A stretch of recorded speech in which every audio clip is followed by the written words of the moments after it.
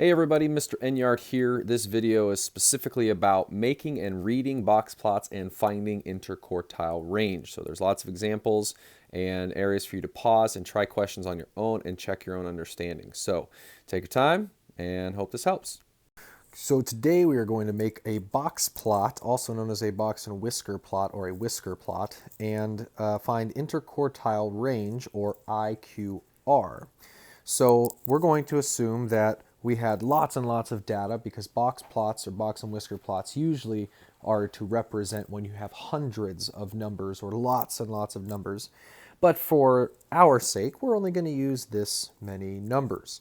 We are going to use this data set, and step one is to order the data from least to greatest, which you should probably be used to if you've been doing stuff with data, because in order to find many things in data, we order them from least to greatest. So let's go ahead and do that.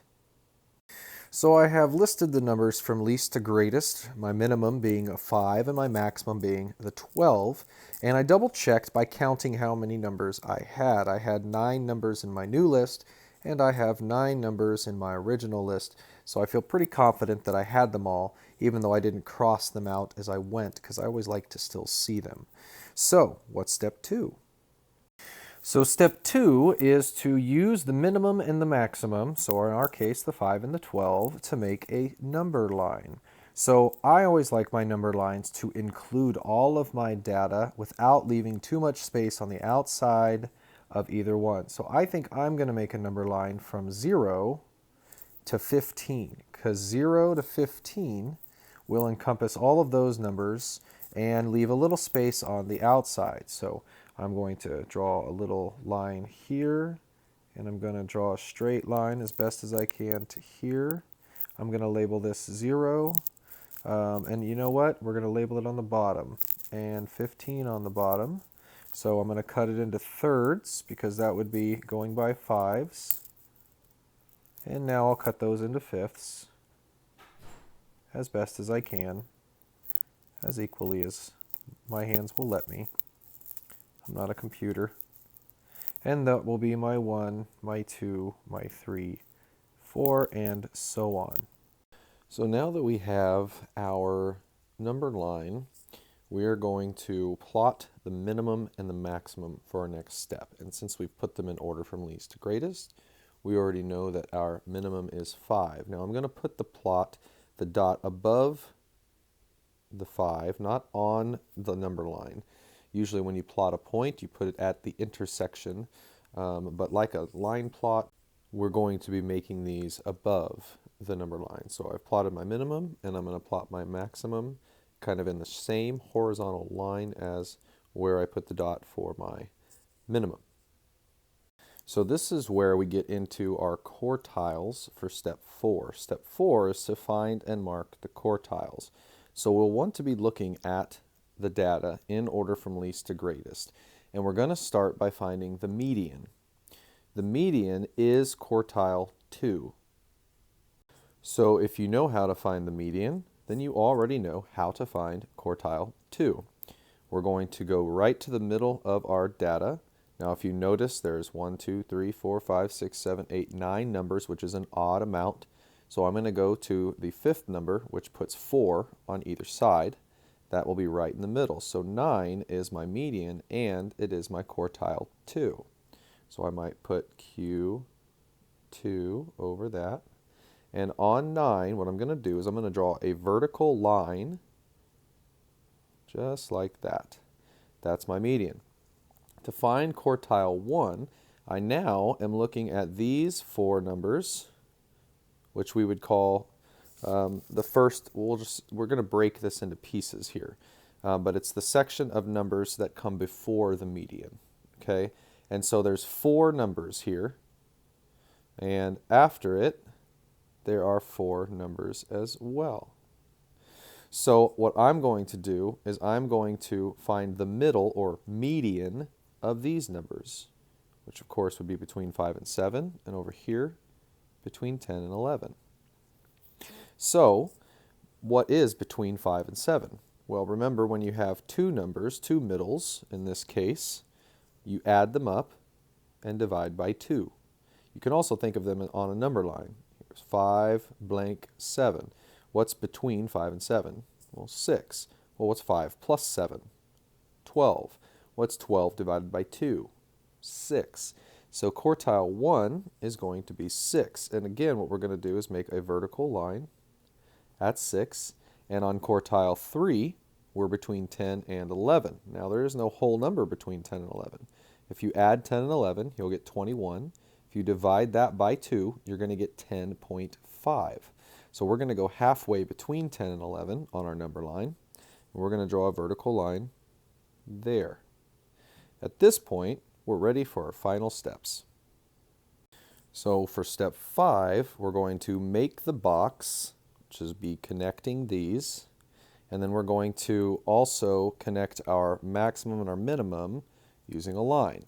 So to make the box, I'm just going to encompass the quartiles.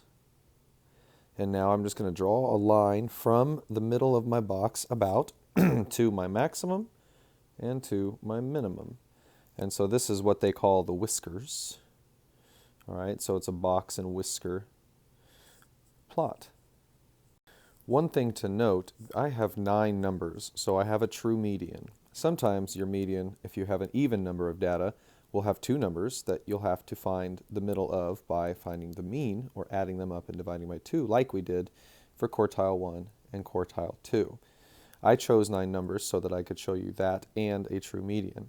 If I had 11 numbers, I would have 5 numbers on the left and 5 numbers on the right, and I would have a true median plus a true quartile 1 and a true quartile 3 that would not be in between numbers. Depending on how many numbers are in your data will change if you have a true median or if you have to find the mean of the medians of the 2 numbers, and the same things for quartile 1 and quartile 3. But note, I have found the median or quartile 2, and then I exclude it and box the other numbers and then find the median. That's the best way to remember how to find your quartiles. Now the last thing, since this is about interquartile range as well, is to step 6, identify quartile 1 and 3 and subtract them to find the interquartile range. So range is a distance. Range is normal range would just be 12 minus 5, maximum minus minimum, to show that there are 7 numbers, right, represented inside this data, 7 amounts. There's many more numbers, but they're all between 5 and 7. So the smallest is 5, the greatest is 12. But interquartile range is just within the quartiles. So you're just going to take the greatest quartile and subtract the smallest quartile. So we have 10.5 minus 6, which would give you 4.5. So our interquartile range is 4.5, which was quartile 3 minus quartile 1. All right, so why don't you try this one? I'll pause the video, or you pause the video, and see which of the box plots represents the data above.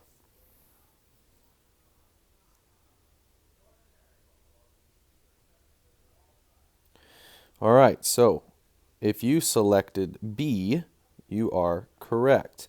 And let's figure out why. B is correct because when we look at our data, it's already in order from least to greatest. Step 2 is to find the median. Now this is an even number of data. There's 8 numbers. So our median is going to be directly between the 20 and the 21, which is actually 20.5. When you add 20 and 21, you get 41 divided by 2 is 20.5. And so that is represented here as our median and our quartile 2 between 20 and 21. Then we have to look at the other numbers, which since that box is there, that means we still have 4 on the other side. And on this side we have 4. So our quartile 1 will be between 15 and 17, and our quartile 3 will be between 23 and 23, which makes it 23. So here you can see our quartile 1 is 16, which is between 15 and 17, and our quartile 3 is, I'll label these for you, 23. Our minimum and our maximum are also where they're supposed to be, at 14 and at 27. So looking at the other ones, we have a maximum of 25, makes this wrong right away.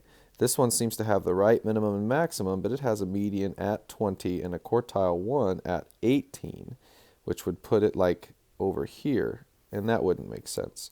And D has a minimum of 17, which makes it automatically wrong. So now find the interquartile range of the data in box plot B.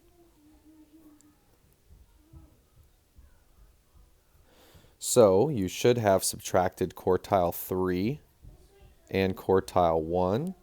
Quartile 3 was 23, quartile 1 was 16. So your problem would be 23 minus 16, and that would give you an answer of 7. So your interquartile range was 7. So for your last problem, I want you to try and use this box plot to find your minimum, your maximum, quartile 1, 2, and 3, and then your interquartile range. Pause the video and figure them out.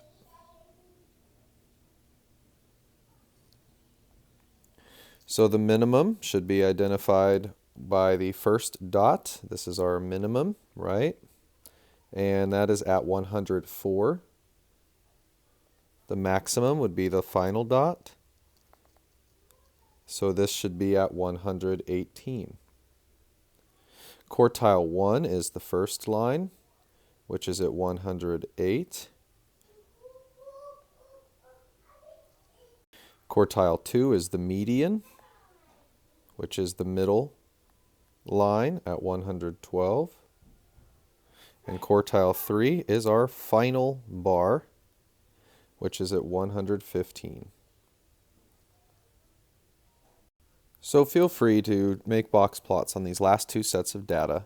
Pause the video and I'll just put the box plots down.